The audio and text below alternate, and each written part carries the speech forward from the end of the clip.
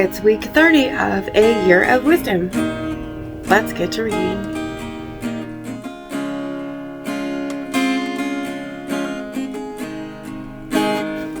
Day 204.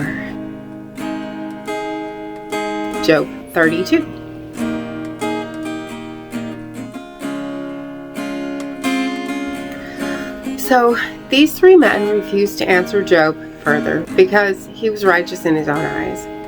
Then Elihu, son of Barachel, the Buzite of the family of Ram, became very angry.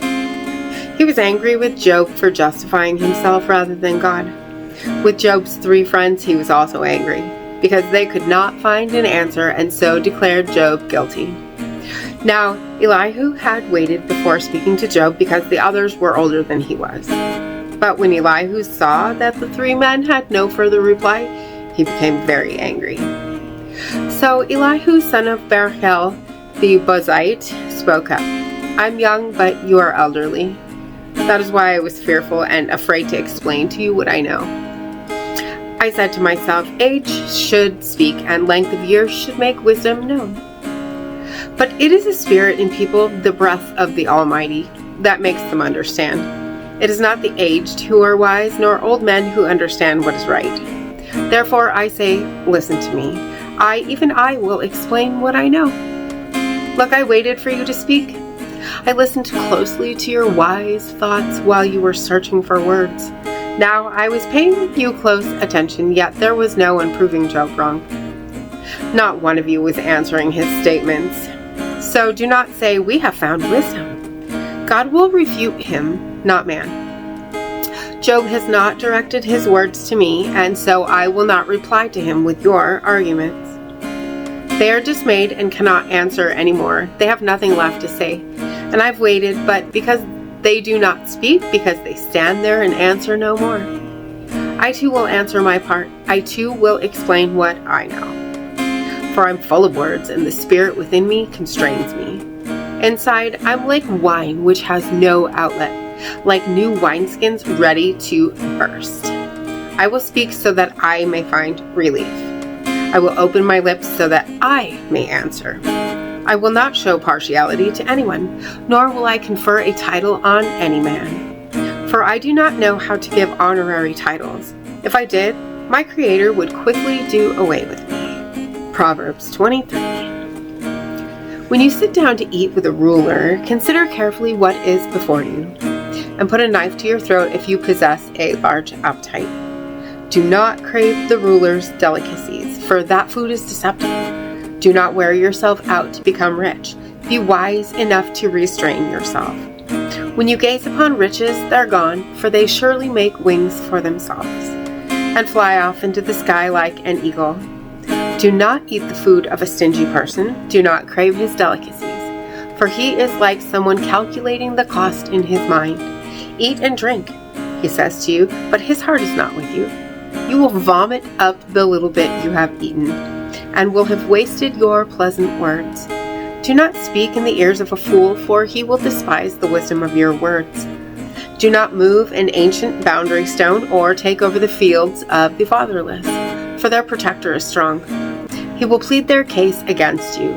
Apply your heart to instruction and your ears to the words of knowledge. Do not withhold discipline from a child. Even if you strike him with the rod, he will not die.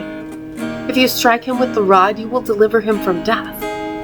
My child, if your heart is wise, then my heart also will be glad.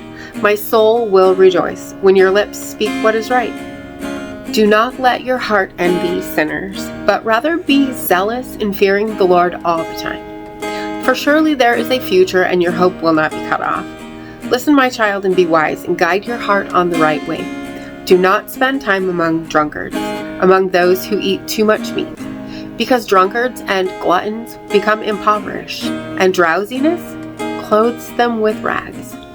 Listen to your father who begot you, and do not despise your mother when she is old. Acquire truth and do not sell it, wisdom and discipline and understanding. The father of a righteous person will rejoice greatly. Whoever fathers a wise child will have joy in him. May your father and your mother have joy. May she who bore you rejoice. Give me your heart, my son, and let your eyes observe my ways. For a prostitute is like a deep pit. A harlot is like a narrow well. Indeed, she lies in wait like a robber, and increases the unfaithful among men. Who has woe? Who has sorrow? Who has contentions? Who has complaints? Who has wounds without cause? Who has dullness of the eyes? Those who linger over wine, those who go looking for mixed wine. Do not look on the wine when it is red, when it sparkles in the cup, when it goes down smoothly. Afterward, it bites like a snake and stings like a viper. Your eyes will see strange things, and your mind will speak perverse things. And you will be like one who lies down in the midst of the sea, and like one who lies down on the top of the rigging. You will say, "They have struck me, but I am not harmed. They beat me, but I did not know it. When will I wake? I will look for another drink." And as always, thank you so much for being here today. If you haven't already, hit that subscribe right there and click the bell so you can get notifications and know that we have a new video up. And if you wouldn't mind, hit that like button. And I will see you tomorrow. You'll carry me out of the storm. I'm standing at the crossroads. I'm lost without a clue.